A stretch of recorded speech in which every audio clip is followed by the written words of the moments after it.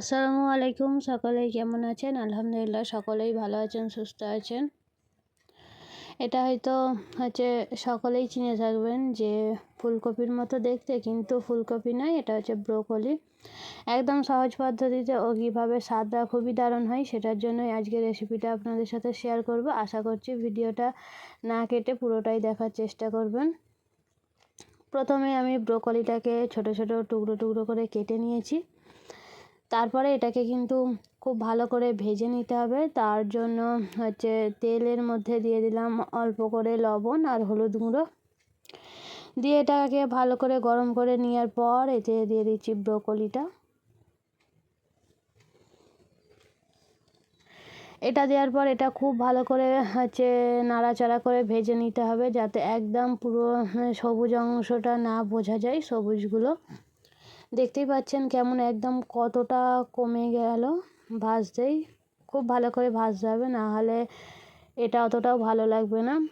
এবার ব্রোকলির জন্য যে আলুটা কেটে রেখেছিলাম, দেখতেই পাচ্ছেন কেমন সাইজের আলুটা কেটে রেখেছিলাম, সেই আলুটা এর মধ্যে দিয়ে আলুটার মধ্যেও অল্প করে লবণ আর হলুদ গুঁড়ো দিয়ে ভালো করে আলুটাকে ভেজে নেব। এখানে দিয়ে দিলাম হাফেরও কম হলুদ গুঁড়ো আর লবণ দিয়ে আলুটাকে দেখতেই পাচ্ছেন কেমন ভাজা হয়ে গিয়েছে। আলুটাও পুরোপুরি ভাজা হয়ে গিয়েছে। এবার এটাকে নামিয়ে নেব। এরপরে ব্রোকলিটা রান্না করব। তার জন্য কড়াইয়ে দিয়ে দিয়েছি সরিষার তেল। তার মধ্যে দিয়ে দিলাম দুটো কাঁচা লঙ্কা চেরা আর অল্প সামান্য পরিমাণ গোটা জিরে। এটাকে একটু ভালো করে একটু 1 মিনিটের মতো নাড়াচাড়া করে নেব। এরপর এতে দিয়ে দেবো একটু পেঁয়াজ, দুটো মিডিয়াম সাইজের পেঁয়াজ। ব্রোকলিটাই একটু বেশিই মশলাপাতি ব্যবহার করলে তবেই স্বাদটা একটু বেশি ভালো লাগবে। তাই দুটো মিডিয়াম সাইজের পেঁয়াজ। এখানে দিয়ে দিলাম আদা রসুন বাটা। পেঁয়াজটা যখন হালকা কালার চেঞ্জ হয়ে গিয়েছে তখন এতে আদা রসুন বাটা দিয়ে দিলাম, দিয়ে এটাকে খুব ভালো করে নাড়াচাড়া করে নেব। আদা রসুনের যে একটা কাঁচা গন্ধ যতক্ষণ না চলে যাচ্ছে। দেখতেই পাচ্ছেন রসুন আর পেঁয়াজটা পুরোপুরি ভাজা ভাজা মতো হয়ে গিয়েছে, এর কাঁচা গন্ধও চলে গিয়েছে। তখন এর মধ্যে দিয়ে দিলাম একটা বড় সাইজের টমেটোটাও কিছুক্ষণ ভালো করে নাড়াচাড়া করে নিয়েছি, এতে টমেটোটা প্রায় অর্ধেক গলে গিয়েছে। এরপর এতে মশলা অ্যাড করব, যেমন দিয়ে দিলাম 1/2 টেবিল চামচ লবণ, 1/2 টেবিল চামচ হলুদ গুঁড়ো ও দিয়ে দেবো 1/2 টেবিল চামচ লঙ্কা গুঁড়ো। দিয়ে মশলাটাকে খুব ভালো করে কষিয়ে নেব। পেঁয়াজ টমেটোর সাথে অল্প করে এটাকে পানি দিয়ে খুব ভালো করে কষিয়ে নেব। ততক্ষণ কষিয়ে নেব যতক্ষণ না এর মধ্যে থেকে পুরোপুরি তেলটা ছেড়ে যাচ্ছে। তাই এতে সামান্য পরিমাণ দিয়ে দেবো পানি দিয়ে মশলাটাকে ভালো করে কষিয়ে নেব। দেখতেই পাচ্ছেন অল্প করে পানি দিয়ে কষার পর মশলা থেকে পুরোপুরি তেলটা ছেড়ে গিয়েছে।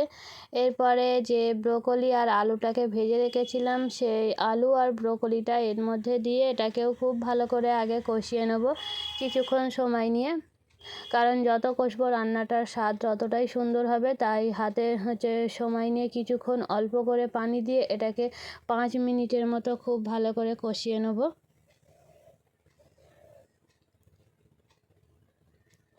এই দেখুন কষতে কষতেই কালারটা কত সুন্দর লাগছে। মাঝে মাঝে অল্প করে পানি দিয়ে খুব ভালো করে এটাকে একটু কষিয়ে নিতে হবে, সময় হাতে একটু সময় নিয়ে। যখন কিছুক্ষণ 5 মিনিটের মতো কষা হয়ে গিয়েছে, কষতে কষতেই আলুটাও প্রায় সেদ্ধ হয়ে গিয়েছে আর ব্রোকলিটাও প্রায় সেদ্ধ হয়ে এসেছে।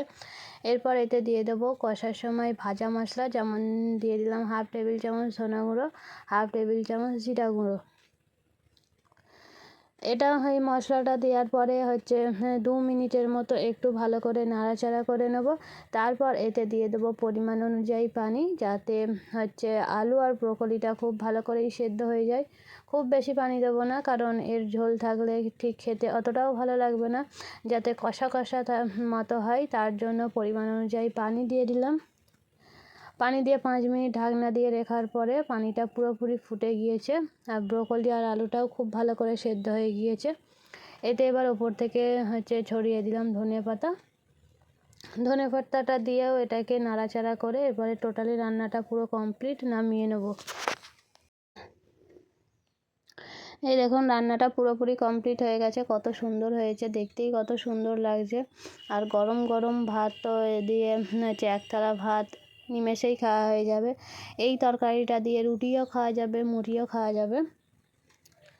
আপনারা কমেন্ট বক্সে অবশ্যই জানাবেন যে আমার রেসিপিটা কেমন লাগলো। যদি ভালো লেগে থাকে তাহলে অবশ্যই একটা লাইক করে প্লিজ চ্যানেলটাকে সাবস্ক্রাইব করে দেবেন। আর আপনারাও বাড়িতে ট্রাই করে বলবেন যে রেসিপিটা কেমন হয়েছে।